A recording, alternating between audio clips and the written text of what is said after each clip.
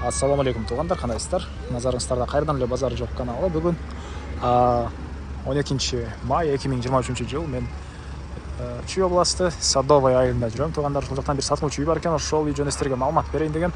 Биринчи эле болуп баруу жолун түшүндүрөйүн. Азыр мен турган жер Центральный көчө Фрунзе жана Пионерская көчөсүнүн кесилишинде турам. Ушул жерден түз түшүп барсаңыздар, Крупская көчөсү 14-даректе сатылуучу 114-даректе сатылуучу үйүбүз жайгашкан. Анан бул жактагы магнит дүкөнүнөн ориентир алсаңыздар жана ошол эле бул жерден шаарга түз жүргөн маршруткалар, по пути машиналар деле бар туугандар. Келүү жол жүргөнчү туугандар, мынакей бүгүнкү чыгыштагы сатылуучу үйгө да жетип келип калдым. Үйүбүздүн эң эле түштүк чек арасы бул гараждын бүтөр жеринен башталат. Эң эле түндүк чек арасы мынакей бул биринчи чоң дарак эмес, экинчи чоң даракка чейин болуп калат. Жалпысынан жерин аянты 47 соток, фактически бир 60 сотоктай бар экен.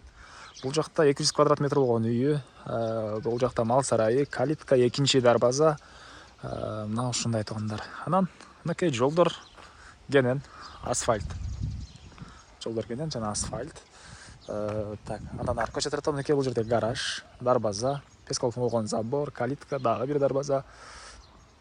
Электр энергиясы бар, суу кенен, плюс жер сугаранга суу деле арыктан да суу келет экен туугандар. Эми азыр кирип калган маалыматты бир чекеден берейин. Документтер боюнча айтсак, кызыл китеби, техпаспорту, бардык документтери бар экен. Эч кимдеги ачылбай калды.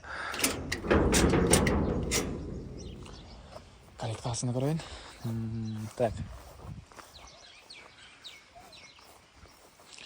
Мына ушундай туугандар. Бул жакта калитка. Эми ээсин чакырабыз туугандар, ээлери жаап кетип калган окшойт.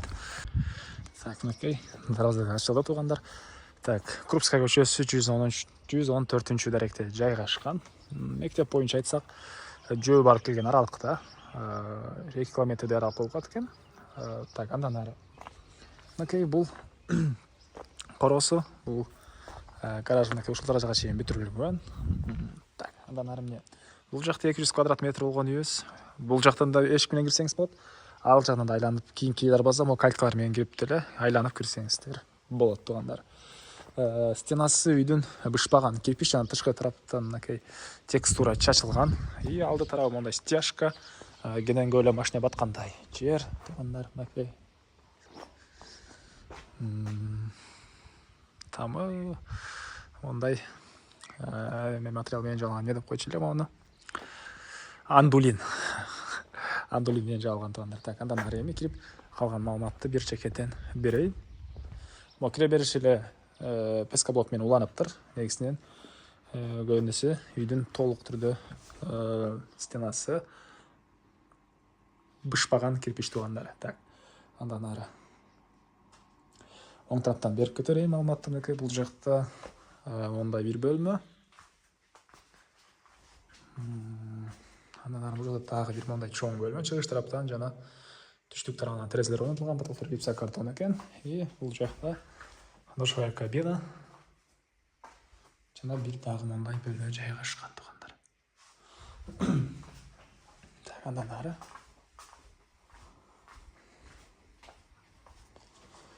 бул жакта коридор. Бул коридордон оң тарапка карай кирсеңиздер, отоплениянын котелу жайгашкан бөлмө.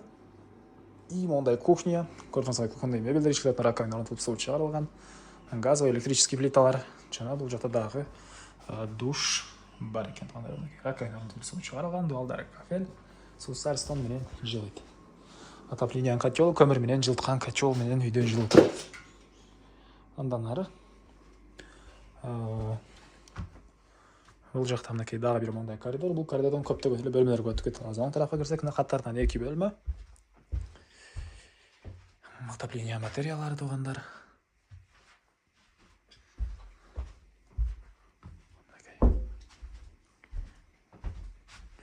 Бул жактан дагы бир бөлмө.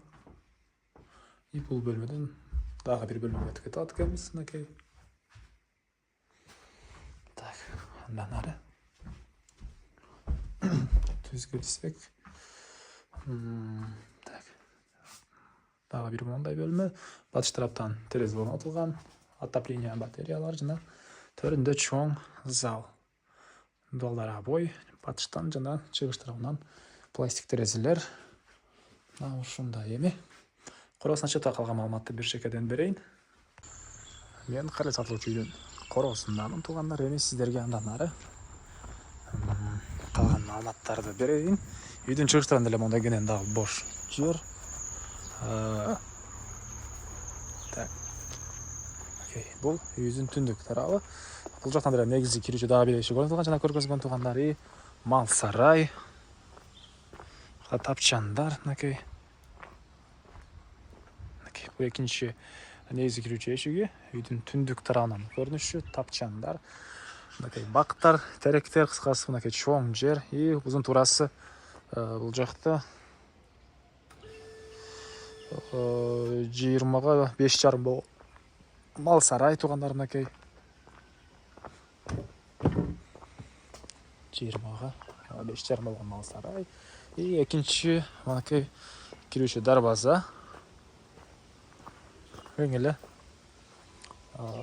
түндүк чыгарасы ушул мал сарайдын бүтөр жеринен мындай калып калат экен. Так, дагы эмне маалымат?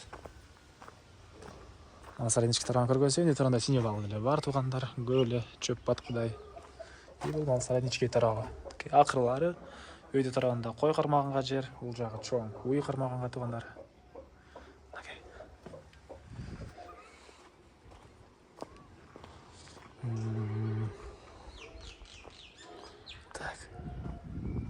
Үйдүн батыш тарабында деле мынакей бош жерлер, теректер, дагы бир мондай сарай. Эң эле батыш чыгарасы могу теректерден болуп калат туугандар. Теректерге чейин деле мынакей жаш көчөттөр отургузулган. Бактар мынакей. Түндүк чыгара бул узунторго чейин. Жалпысынан жерин аянтып 47 соток жана мынакей бул жакта үй тыштарындагы жатканы. Түштүк чыгарасы. Бул кошунан могу темирден болгон заборуна чейин. Мына ушундай туугандар. Негизинен мал менен алектенген кишиге деле жакшы вариант экен. Мал менен алектенсеңиздер болот, жер деле экенин. Мына ушундай туугандар. Так. Бул 47 соток болгон жер, бул 200 квадрат метр болгон үй, мал сарай баары болуп $50,000 анан дагы сүйлөшүү болот дейт. Үй ээлери, ээлердин номери менен экранга esitelдеп калтырам. Сонун кылып сүйлөшүп көрүңүздөр, сүйлөшүү болот. Анан достор менен, группалар менен бул үйдү видеосун бөлүшсөңүздөр, мага бул үй ээсине жана кимдир бир ушул сыяктуу үй издеген болсо, ал кишиге чоң жардам берген болосуздар. Анда мен сиздер менен коштошом. Кийинки чыгышка чейин туугандар, саламатта калыңыздар.